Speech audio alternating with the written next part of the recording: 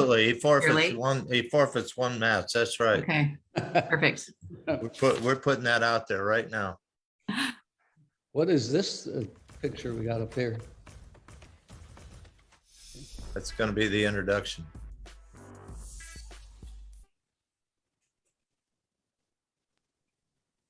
I'll try calling him.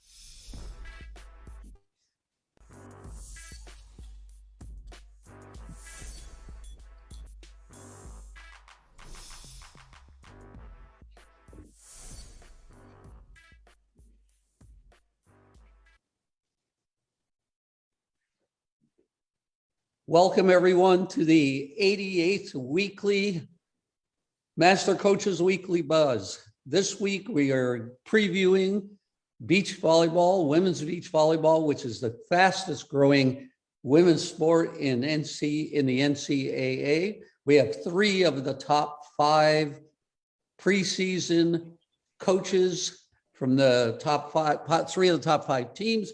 Let's give a little review of last week's men's volleyball scores.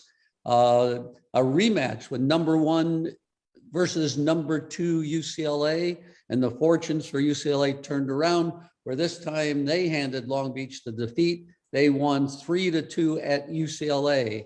Number 3 Hawaii continues to win.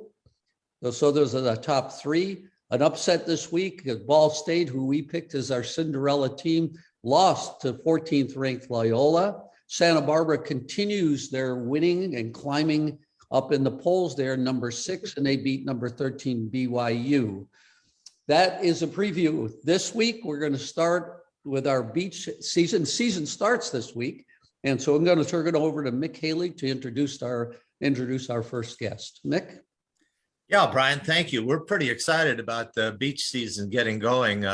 We know there's been a whole lot of increased interest in this sport, not only from the players, but the coaches, all the way through television. So the Olympics certainly gave it a great shot. And we have one of the best on today in Brooke Niles, the head coach at Florida State University. Her school has done everything from build a facility to just everything you could possibly do to build this sport. The only thing left, Brooke, is national championship. Is that right? Yeah, I would have liked to have a couple of those already, but folks, we have Brooke Niles on and maybe a mystery guest coming on with her. We're not sure about that yet. But Brooke, tell us, what can you tell us about the growth of beach volleyball, how your program has become the beacon on the East Coast? And that's my opinion, but I think a lot of people feel the same way. And when are you going to be ranked number 1? For us, it's not about the rankings.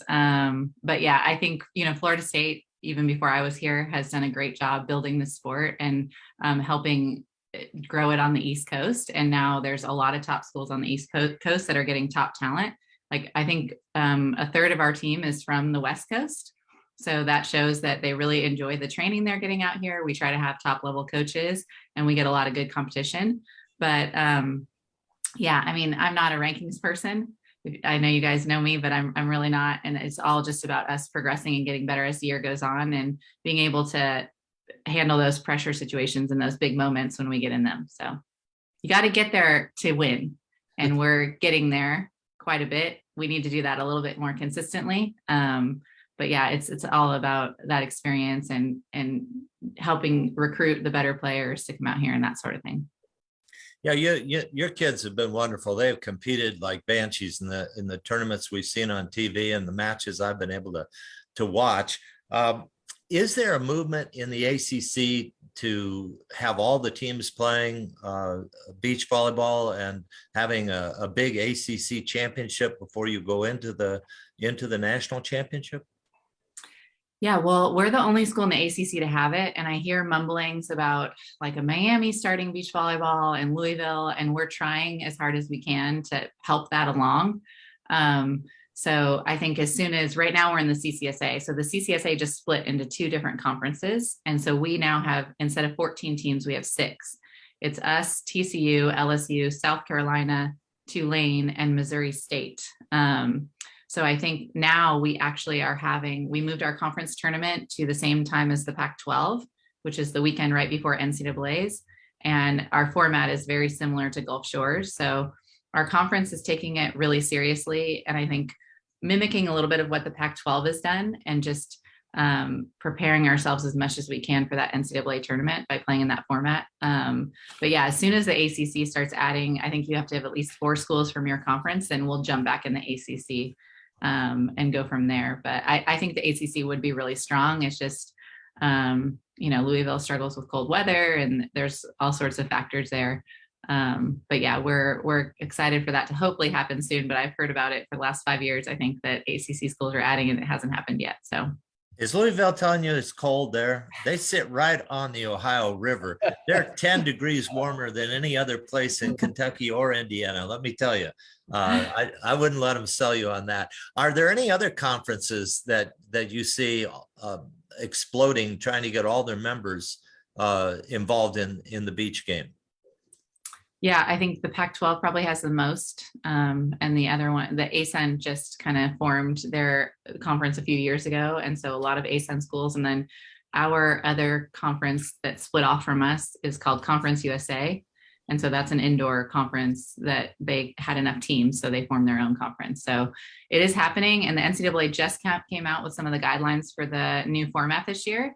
And they gave automatic bids, so automatic qualifiers, to the conferences that have been around the longest. So I think that's going to encourage more conferences to start beach volleyball and form together as a group. And then I think we can start changing the rules or voting for longer season and things like that once we have more conference backing and support. I know that Mike Alford is your new athletic director. How is it to have an athletic director whose wife was an outstanding player at the University of Hawaii come in and head up the program at your school? I mean, have you been in there with the budget requests already?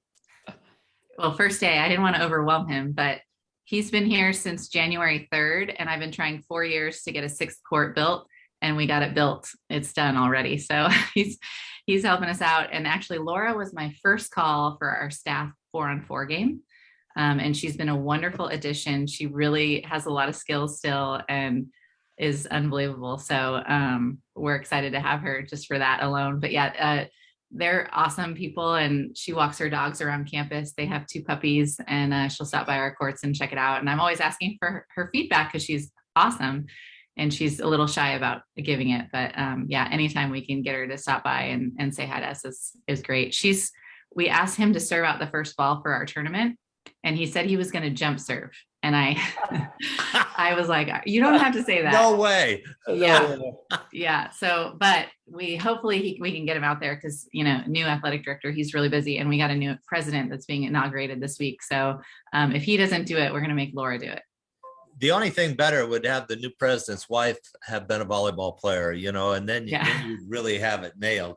But I think you're immensely lucky to be able to have Mike Alford as your athletic director. I knew him at USC early when we were winning championships there. He was one of our biggest supporters. So was Laura, the whole family. I think this is something you need to take advantage of. But let me tell you, if he can jump serve, he's increased his skills 110%. There's no question. Bob, what questions do you have for Brooke? Oh, Brooke, I got some specific ones for you that I'd really like to hear about. Who do you think's the most physical opponent this year going? I mean, I know that this weekend is the first time you're opening up, but I'm sure you've seen some things going on in preseason. Who do you think's the most physical this year? I mean, we can always say USC. They have some players on their team that I think will play in the Olympics and have played in the Olympics. So in terms of height and speed, they're very physical. I really think LSU is underrated this year. I think they obviously lost a lot in their starting lineup, but they have some great transfers from indoor, and some players that have kind of been waiting in the wings for their moment to shine and training against those top teams that they've had in the past. So I think that's going to be a really interesting team to watch. That's going to get better as the year goes on. But then, Georgia State got a lot of transfers that you just don't know how these indoor players, they're very good indoor players, and they come to the beach and they bring that competitiveness of wanting to get better at this new game. And they are not that good at first. So then they have this goal to just get better and get better. And they're really hungry to get better. And so I think that can bring a lot of more athleticism to the game in different schools that maybe are a little bit smaller. And FAU has some good transfers. And then LMU has some good international players and some good transfers as well. So I think, even though right now you could say that USC they won last year and they brought back a good core of players, I think it's going to be very back and forth a little bit. UCLA is always very good and scrappy. Their team never quits. I tell my players, play out every single rally, to follow it to the ground when you play them, because you never know what they're going to get back and send your way. So, and I think we're in that conversation as well. We have a good mix of size and height, but also speed. And I like our team. If people watch us play, the first thing somebody says is, wow, they're really athletic and dynamic. So that's kind of a goal of ours every year. So I think we can be thrown in that conversation as well. But there's going to be some surprise teams because of all the transfers that are coming from the indoor game, I think. So the indoor game has obviously given you some physical talent. It's just a matter of how they develop. So the next obvious question is, which team has the most skill, the most experience? Who would you pick for that? Who's number one in your mind right now? Well, I'm going to have to say USC right now, just because of what they're returning. It's hard for me to talk about my competition, and you can talk about your team. That's we'll okay. let you talk about your team too, but yeah, no, I think they're, they bring back a solid core, and they have some really great transfers. So I actually don't envy his job to try to pick who's going to start over there. And it's been a challenge for our group as well. We have a lot of new people to FSU, but very experienced team, because we have quite a bit of new freshmen that are going to compete, and then some transfers. So I think you got to give it to USC this year as the number 1 seed. And hi, Dane. Hi, Brooke. How are you? And so good. But I think I told them I don't envy your job right now trying to pick a starting lineup. So nice. I apologize, you guys, for showing up late. I had a meeting, and all of a sudden the time had got by me, so I apologize for that. Well, this is all right. our surprise guest, everybody. Yeah, you're going to be our surprise guest. We told everyone. Yeah. Dane Blanton here from USC, number 1 ranked this year, has joined us. So, Bob, you might want to ask the same question of Dane, since you had that on your list. Sure. Yeah. Dane, Brooke just went through the 5 top teams she thought were, physically. And of course, she mentioned USC as being a very physical team. And then I asked her about which one is the most skilled and experienced. And she mentioned USC again. So what do you think? Who else besides USC do you think is, really skilled and experienced? And just gonna, get in there and grovel for every point. Well, I think it's the usual suspects. I like how Brooks, throwing out everything at us. That's a lot of pressure to be the most physical team and the most skilled team. But we do have a lot of returning players, and we pride ourselves on being physically ready to go. But there's some great teams. Of course, Florida State's always in the mix. UCLA. LMU has really been on the rise very quickly. They finished 3rd last year in the national championships. TCU, Grand Canyon. There's a lot of Stanford.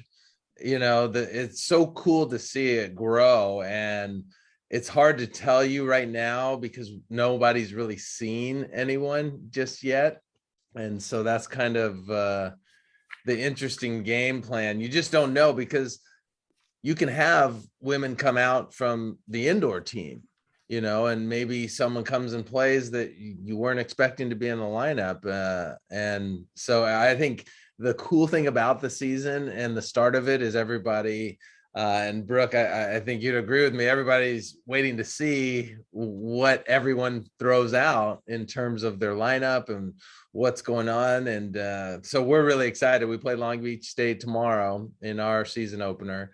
And then we'll have an alumni event on Saturday. And then we get right into it. A week later, we'll go up against UCLA and GCU and Long Beach again and Stanford that following weekend. So we're off and running, but I think we all use Huddle, the formerly Volleymetrics to do a lot of scouting and see what's out there. But it's growing so fast, and I don't know if you guys have spoken about it yet, but the fact that the national championship has doubled to 16 teams is just fantastic for so many programs.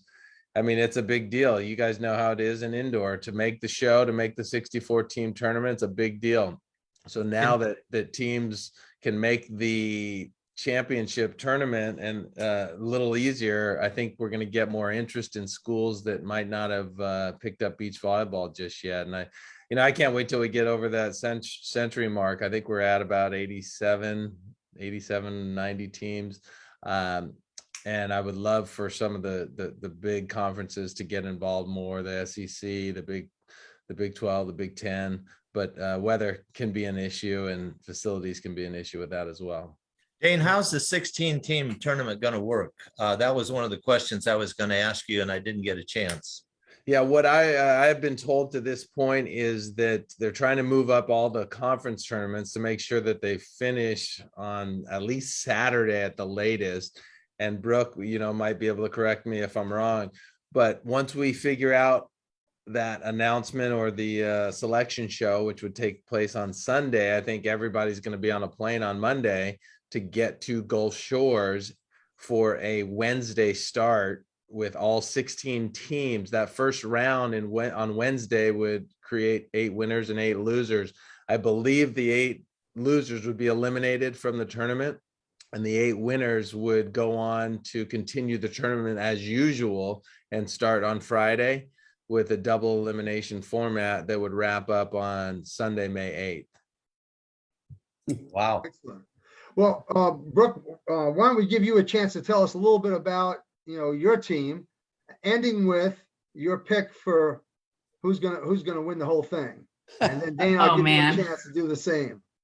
I'm glad you started with Brooke. I mean, well, let me talk about my team. Right. I think we have some really great transfers in Brooke Bauer from Pepperdine and Jordan Polo from Cal, who are really experienced top players. And I think we've been able, with our training, added a lot of physicality to their game, and they're super healthy and helping us out a lot. Plus, we have a good mix of returners. We lost 4 of our starters, but with our returning group, like, it was a constant battle for us to who was going to be in that starting lineup all year. It was minimal stats that determine starters and people that didn't start. So I think we have a great core coming back. And then I really love our freshman class. So we have some big freshmen in there that are some big blockers and just really great beach players and that have that physicality too. So I really like the mix of experience and youth that we have.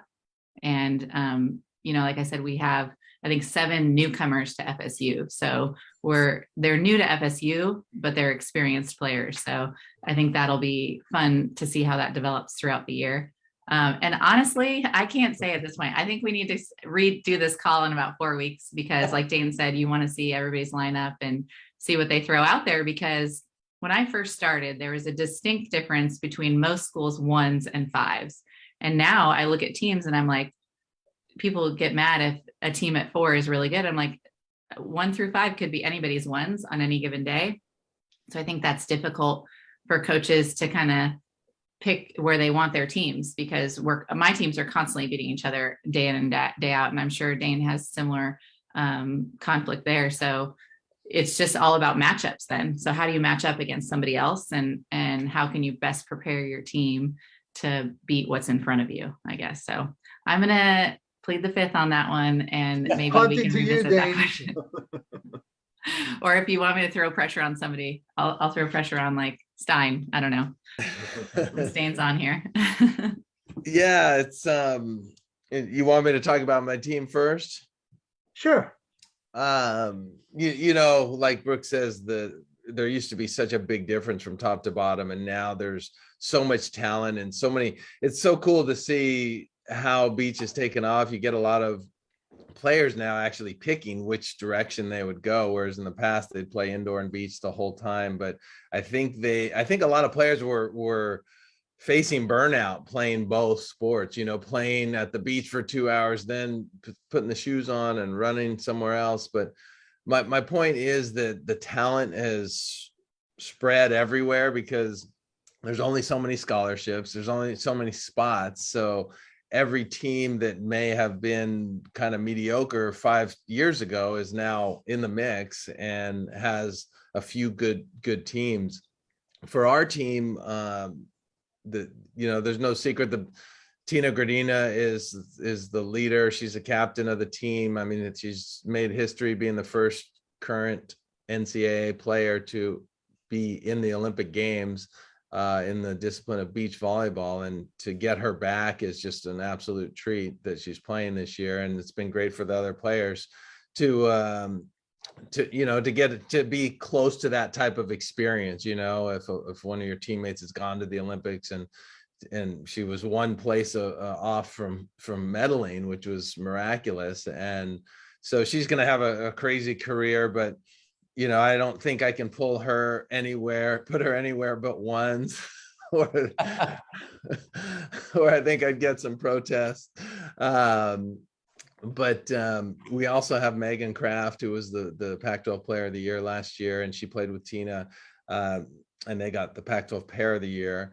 And then we have a girl in Julia Scholes, who played indoor in North Carolina, then played on the beach in Hawaii, and we were fortunate enough to get her as a transfer. Probably one of the most physical players that you might see in the country in terms of explosiveness, and she's actually been getting even stronger, if you can imagine. We have some great defenders as well. Haley Harward, who transferred from Long Beach, Delaney Maple, who was one of I think the number 2 recruit last year, and then Sammy Slater, who is just a really crafty lefty. And after that, we're doing all sorts of mixes. We have the Norse twins that are always solid. And we also got some great transfers. We have Sunny Villapando, who came from Stanford, and Caroline Schaefer, who came from Cal. And a lot of people knocking on the door. It's a fun group. Our practices are fun. They're competitive. We beat each other up. And who's your pick? Who's our pick to win the whole thing? I'm going to go with us to win the whole thing. I think we have a ton of work to do, but I think we have a great opportunity. I think we'll be in the hunt. You know what I mean? But I don't think the hunt's going to change. I think it's going to be us and UCLA and FSU. And like I said, LMU, LSU, I think it can come down to anything. You know, we lost UCLA twice in one day in the Pac-12s last year, and then came back and won the national championship. So, you know, I'm just going to say, I don't know that there's a favorite. I know we will be in the hunt as those other teams that I mentioned, because they're strong every single year. But I am excited to see what we're capable of, but I am excited to see what's out there as well. Well, Brian, I think we got the top 5. All right.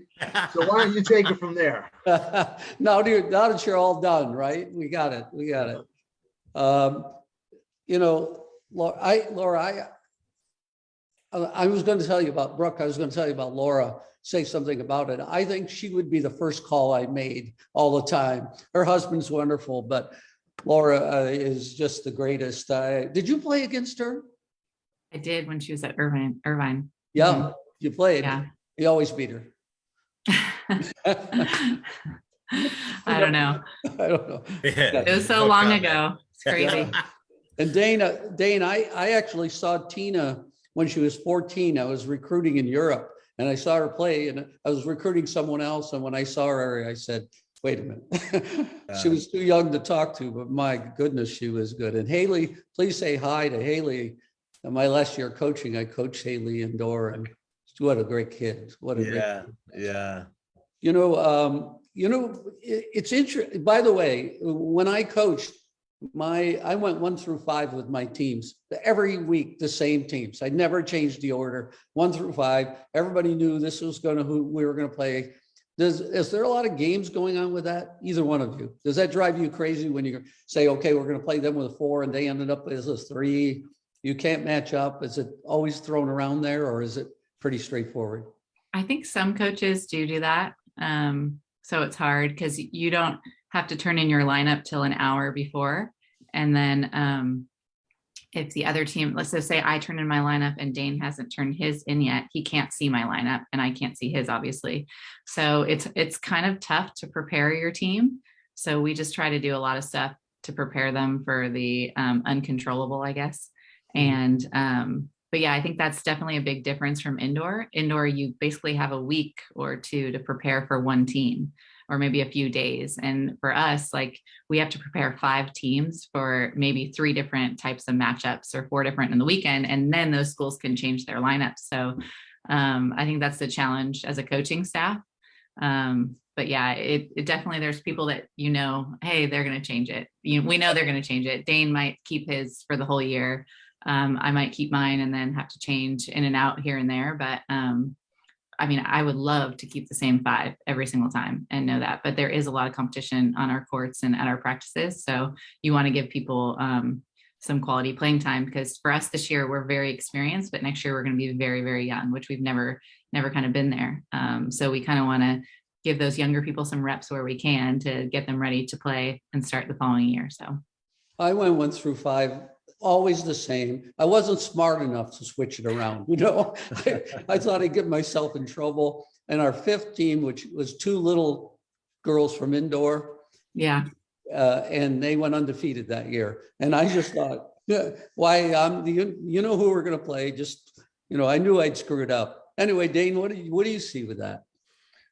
Yeah, it's interesting. I think it benefits the players when they know where they're going to play and who they're playing with. But that's what kind of the early part of the season is about, trying to figure that out. It is difficult to scout and match up on players if you're playing someone who does mix it around. But I think as the season goes on, it becomes a lot more predictable. And there's some games that get played, and we try to police it as much as possible.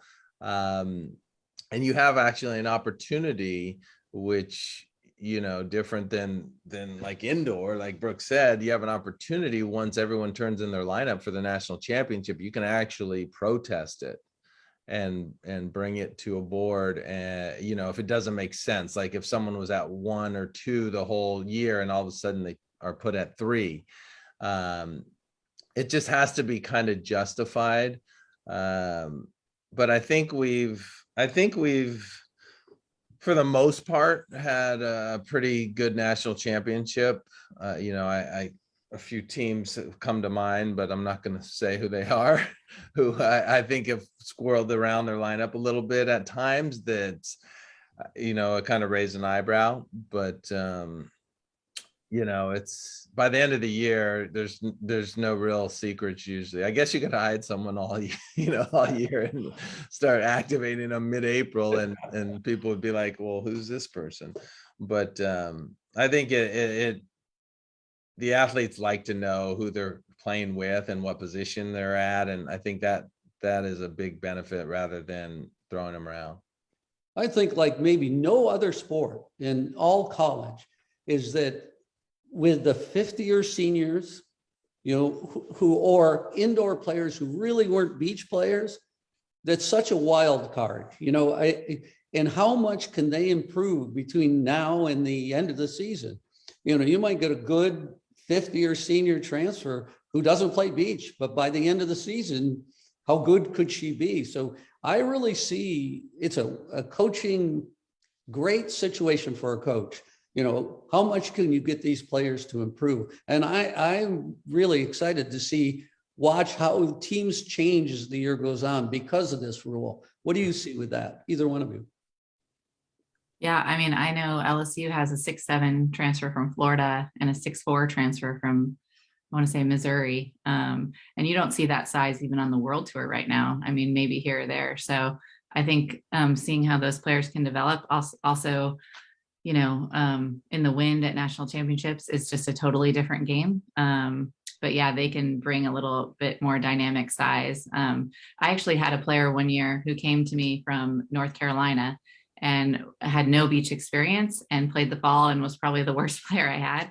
And then by the spring, she had worked so hard. She was on our ones and was an All-American and had like some huge wins for us because just her blocking was a little bit more dynamic and her offense once she got the touch. So I agree. I think that's going to be really exciting to see. And it's going to push everybody to get better. So. Did you guys mention a new rule or something with transfers or anything that I missed, or no? You're just talking about transfer. Right. Yeah, the indoor players, because it is now, it's in their plan, indoor players. So they'll play 4 years and then transfer for a 5th year of beach. And I think that helps having such a solid pro tour and players that are in the Olympics and things like that versus these indoor players going straight to indoor in Europe and then coming back to play pro beach. So it's kind of fun. I agree. It's scary because if they have the basics and they're good volleyball players, and usually the outside hitters have that more skill, I guess, in terms of doing every skill. And so it translates quickly. And I think if it's like one of those things, like you can't teach the height, but you can teach the volleyball, and they're already familiar with it. They just have to get familiar with being in the sand. Yeah, I was, I coached the first 2 years and we just took our indoor team and said, okay, you're the beach team now. And, in those days, there weren't specialization very much. And, we played we were lucky enough to play in the finals, and the second year we won, but it was just the improvement. You could see these kids, like you said, they were volleyball players, they adapted and they learned how. And I was really impressed with that. I have one other question. It's really at my heart, is that I want this sport to really grow. And I remember when I was involved, several schools were on the cusp of adding a team, but they needed travel partners to have a decent budget, like a New Mexico needed New Mexico State or Texas El Paso or something like that. They needed that group. Is there any more talk about that and how to add teams? And by the way, I came from the Northeast and we played baseball in the spring, and cold is just part of life. Forget about the cold. You're out and playing beach volleyball. Great. Anyway, what do you hear about that? And what are the strategies? I haven't heard that strategy, like a travel partner like that, but you're right. It's a budgetary issue. And, my dream for this sport would be to get it to the level of, maybe not where indoor is, but get it funded. So maybe if we had 10 scholarships and everybody, of course it's up to each institution to get to that level. But I would love that because everybody has their different pluses and minuses, I guess I'd say, like for me to get a kid out of Florida and not go to Florida State is, it's like I have to pull a magic trick because it's a great place to go, especially if you're local. And it's the same in California, right? Like the in-state tuitions, and there's so many financial games, I guess is what I'm saying. Whereas like, I think indoor, you guys have 13, is that correct? 12. Okay. So, I mean, Brooke, right? Wouldn't that be a dream if we all had the same number, like a 10 or 12, and you could have your at least starting lineup? But I think the season needs to slide a little more into the summer. I'm not a huge fan of that, but I think it has to for some of these tough weather areas. Baseball does that. Baseball does it. Yeah. So, I think it's education, though. The biggest thing is for us, myself and Brooke and top programs, possibly to reach out or have people reach out, because I think there's, even on the playing side, and you guys would know as indoor coaches, that the there's a fear, right? Unknown from the players and as well as from the administration of, yeah, we know volleyball, but we don't know beach, it's like, and so I think it's our job to educate more. And I think that will accelerate the growth. Brian, I Well, think we're gonna have to yeah, move on to our buzz reactions. So. yeah, let's, I just want to ask you one more question. Are those spears behind you, were those thrown at you or did you just get them? No, that Or one's you're the throwing at painting. us? This is actually our mascot, and they do this at the football games, and I want it on my wall because it fires me up right when I walk in the door. All So, right. but yeah. Welcome in another year down to Long Beach is hosting, and Dane, like I mentioned earlier, it's about 4 blocks from my house, so I'm serving the wine and the hors d'oeuvres when you guys want to run away from your team. All right. Anyway, thank you both for being on the show. I'm Yeah, gonna fly in for that. Yeah, there you go. I hear you. Good to see you guys. I appreciate you having me. All right, Thank you, great- Dane. great to Thank see Yeah, you. both thank of you so much. It's been season. fun catching up. See you, Thanks, Brooke. Brooke. Bye. Bye-bye. All right. Are we going to Russell's- move on to buzz reaction We're now? ready for buzz reaction, I Russell's think. waiting to get on. Yeah, we're just waiting, right? No, he's waiting. Oh, he's waiting. Okay, Yes. so we I'm got it. switching to buzz reaction. Okay, and oh, there we go. We see that LSU banner. Mick, take it away because of time and introduce our next guest. Well, it's a very special guest. We have back Russell Brock from LSU, who's taken a program a heck of a long way because he's remodeled the tennis facility into a beach volleyball facility. He's got a team that is ready to explode, I hear, but I'm going to let him talk about that. So Russell, come on here and say hi. And I've got a question for you to start with. Awesome. Thank you very much for having me. Always fun to sit with you guys and see where it goes. So thanks for the opportunity. Well, we were just talking to a couple of other coaches, and I'd never make it in your sport. I'll tell you right now, one of the things I always love to do is match up. And they're saying that not cool to be switching your lineups around and that sort of thing. What the heck? That takes all the fun of it for the coaches. I don't know how you guys would handle that, but with all the parity now, with the 1 through 5 teams being so close to each other, is there a chance that there'll be some gamemanship going on here, where you play your kids in the way of matching up? Yeah, I think that's always a part of the equation you have to be prepared for. The thing that kind of ultimately sets that standard, though, is at nationals, you turn your lineup in, you can't address it unless somebody's injured and is out for the tournament. So, even if you kind of fiddle around through the course of the year, and there's reason for that, to try and really feel where your team is going to land by the time you get to the end of the season. By the time you get to the end of the season, you better have it figured out, or you're going to be probably more vulnerable than you should be. But yeah, absolutely. With the parity, it's tough. And from one weekend to the next, like one of your pairs could be hot and one could be not, and you'd look like you're in a bad spot, but really you're kind of stuck with where you are. So it is challenging for sure. I can see I get banned from this sport real quick. There'd be no question. I mean, when Jim Alera and I played indoor, we'd wait till 2 minutes before game time to turn our lineups in, and neither one of us would turn them in until the other one did, and the officials had to come and then get you them. used to look at my lineup and switch it. So- I did, yeah, that was. Hey, if you're not cheating, you're not trying, I believe it's the statement.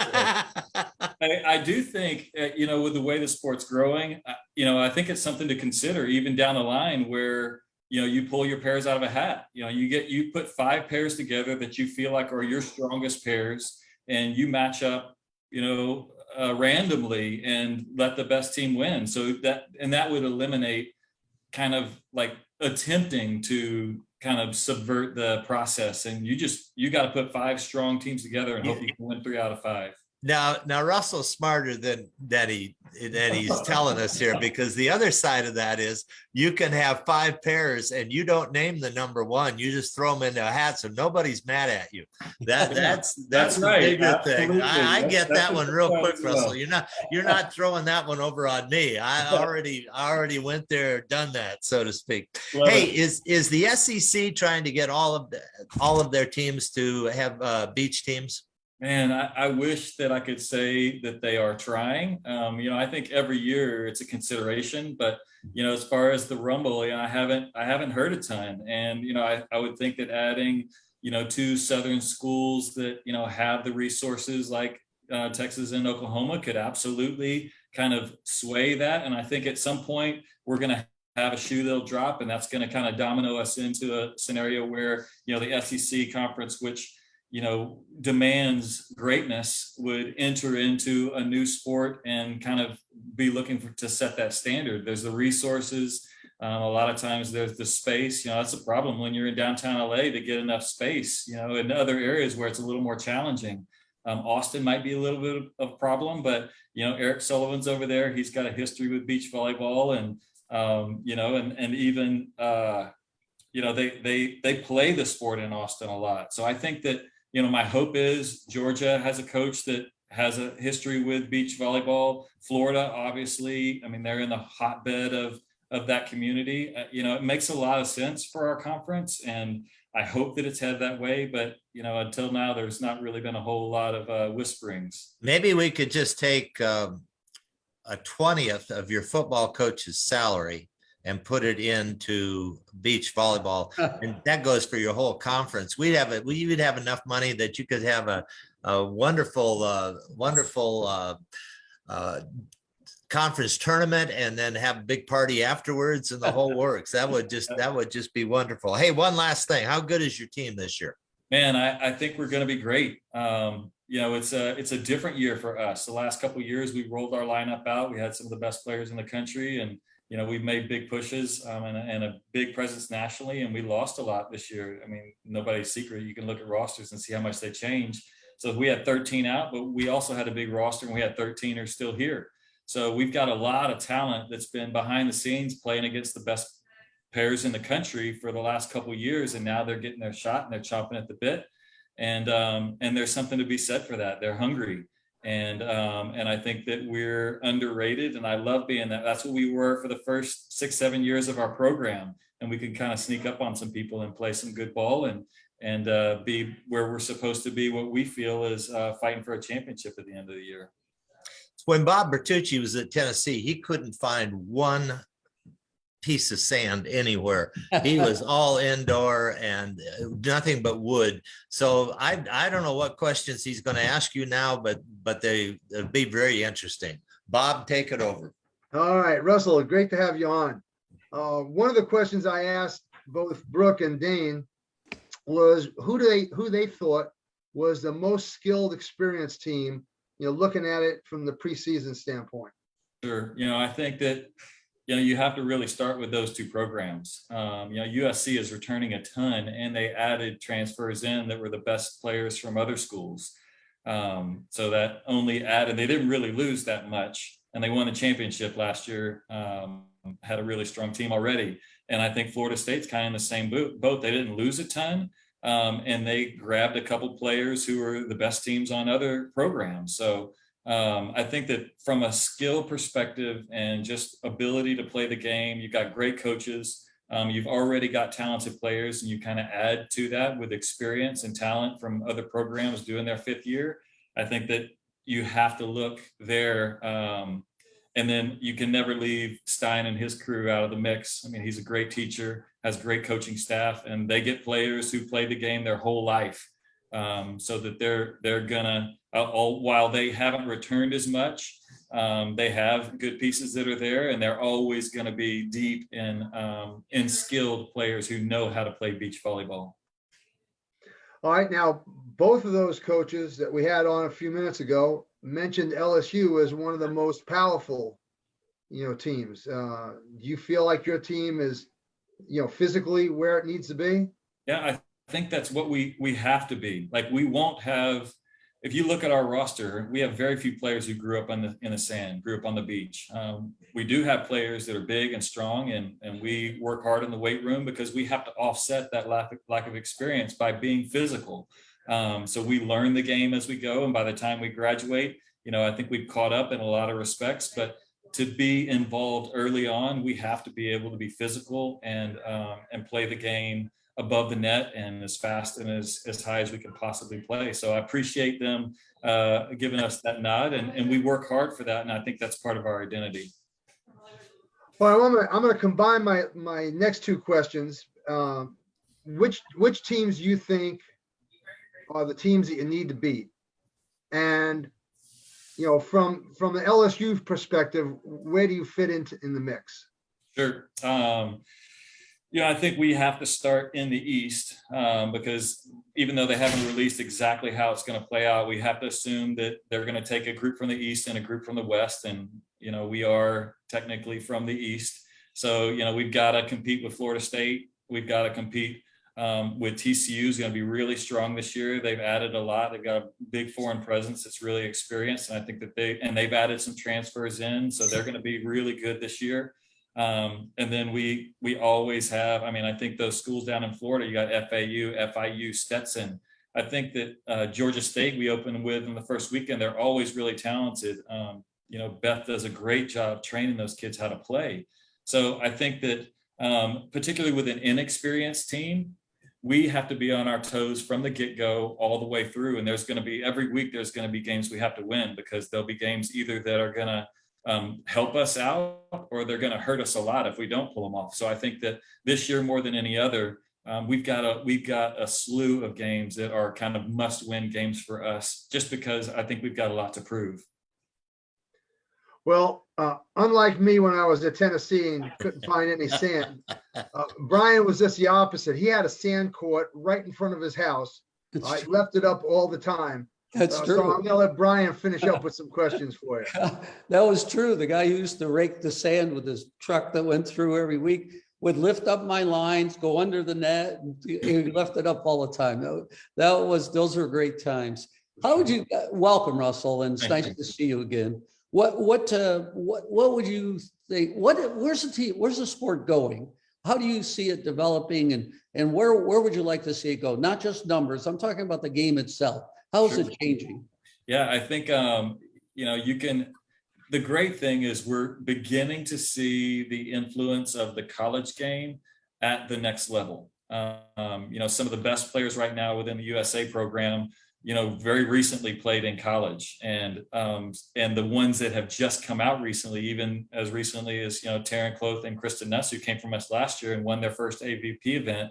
Like, the sport is changing in a fantastic way, particularly on the women's side, because of the development of college beach volleyball. There's so many good coaches. They're learning the game well. They're playing at a super high level. They're training in ways that really have never been done before. So they're coming out ready. And so because of that, I think that the presence at the pro level and internationally is only going to continue to grow, which then grows the interest of the sport, which then grows it at the college level and the juniors level. So it's beginning this snowball kind of avalanche even effect where it's going to be, just amazing to see the sport develop over the next few years. Even the short Olympic cycle, I think, is going to be great because the Olympics is really what blows it up. Every 4 years, when Carrie and Misty would go out there and everybody get crazy about beach volleyball, and then it kind of die off and then it come back and blow up. Well, now we only have 3 years and we've got like this renewed presence, the AVP expanding their schedule. It's really a fun time to be involved with women's beach volleyball. One thing I realized is I used to watch some of the pros like Misty train, her and Carrie just down the street here, and then coaching the beach or watching and seeing when you can go 3 hours a day out in the sand with competition going all the time and drill after drill after drill. Actually, the practice is much better and much more intense and much longer and consistent every day than they do as a pro. So I do believe that this training ground for college players, that's why the college players are all becoming the Olympians. And I think it will continue. And I hope the best for you and your team. It's interesting. I think every college should get rid of or build new tennis courts and move the volleyball into the tennis courts. Anyway, Russell, thanks. We're happy to have you, and thank you for being on, and best of luck during the season. Thank you. I appreciate it. It's always fun to be on with you guys. Thanks for the opportunity. All right, good luck, Russell. Thanks, Russell. Great Thanks, job. Thank you. All right, so I think we're ready for our Weber's weekly recruiting tip. And well, we got it up on the screen there. John put it up for us. You know, I was one of those coaches that just loved a multi-sport athlete. But it is very difficult at the Division I level, especially right now, to be, you know, a multi-sport athlete. You almost have to look at going Division III, where the coaches are usually, you know, more like, you know, this multi-sport Like athlete you. give them the opportunity. So Mick, how do you feel about the multi-sport athlete? I'm a big fan of the multi-sport athlete, and I'll tell you why, because probably the three of us were multi-sport athletes when we started to learn the game. If we didn't all play football, basketball, baseball, or track, you know, maybe golf or tennis, what else was there? And when we weren't in a season, we were playing something, even if it was throw the ball over the house and catch it on the other side. And that's how we learned to track. People don't realize that kids don't play anymore. They play video games. And I think if you can get a multi-sport athlete, you're way ahead, because they might not perform well early. You talked about this by having an indoor person in sand come in and not be good to start with. By the end of the season, it might change the level of your fifth team or fourth team or third team, just because they're going to get better that much faster. A multi-sport athlete gives you better moves. They give you better experiences. I would tell kids, and I would tell them to fight against anybody that says just pick one sport and play it. If you're a good athlete and you can play more sports, play them, because you don't get a chance to play them when you get out of school. Let me tell you. And I played baseball and still tried to make the national team in volleyball until I was 27, 28 years old. I pitched in the AABC World Series, and then left right away afterwards to go to California to try out for one of the national teams. So I think it's a thing that you really have to consider. Brian, how about you? Did you like going out recruiting, and did you target that multi-sport athlete, or? I think there's a injury factor too that goes on. You know, if one sport triggers only certain muscles and certain muscle groups, and multi-sport generally triggers many of the aspects of development for health. So, you know, if we play, the more sports we play, that generally we develop faster and can get better and healthier. But I agree everything what Mick said.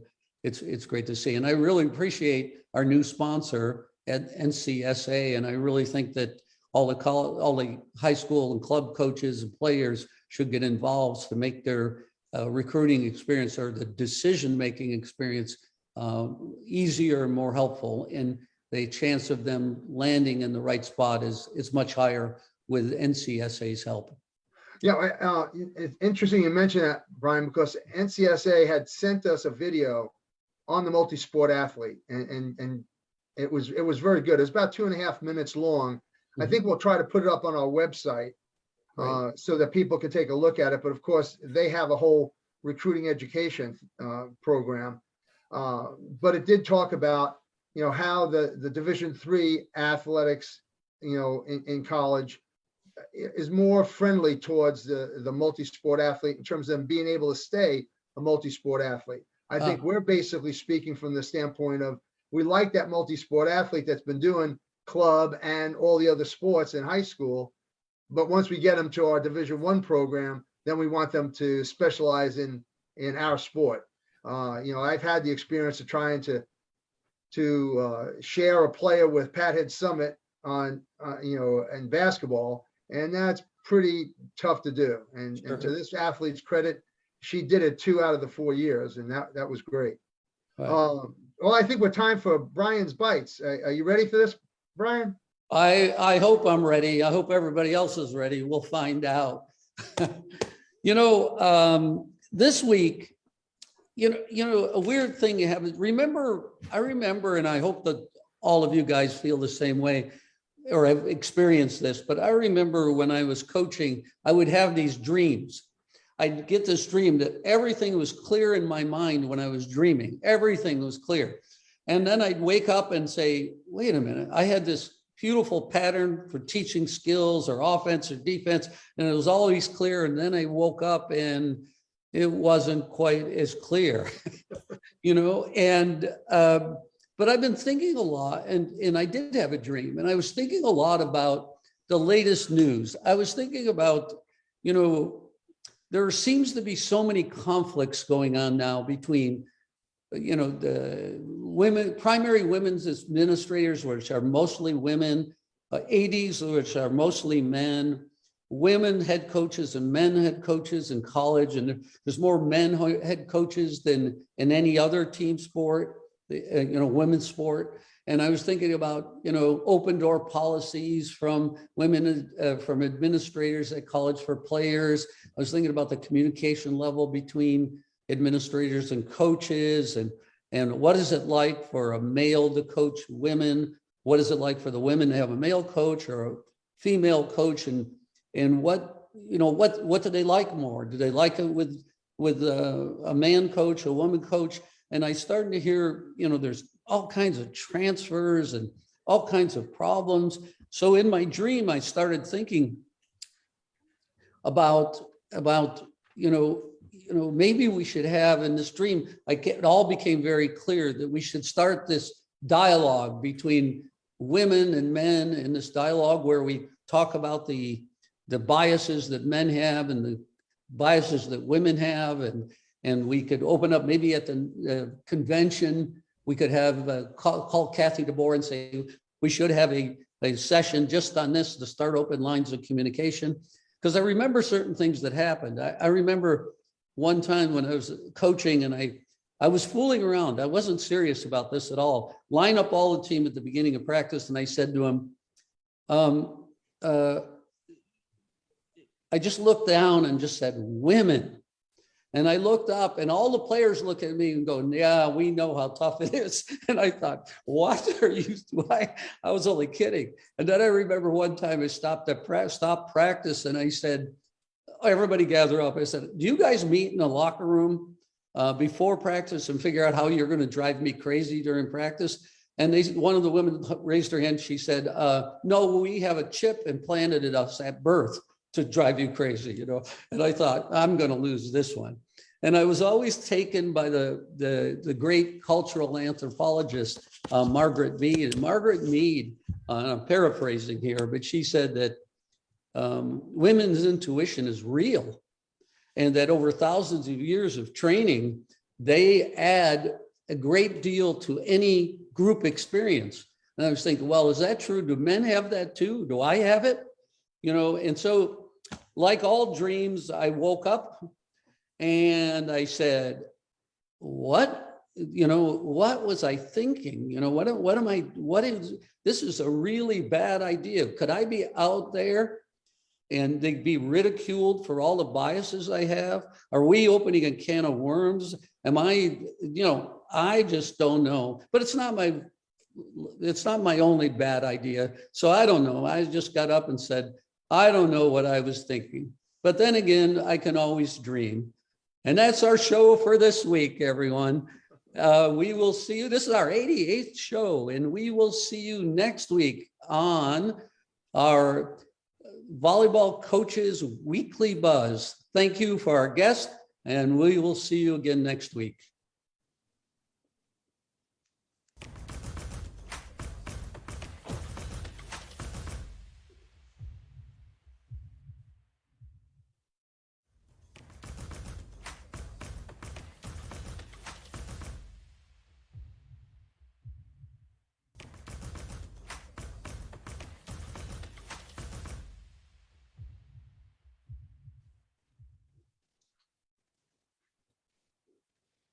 We're off the,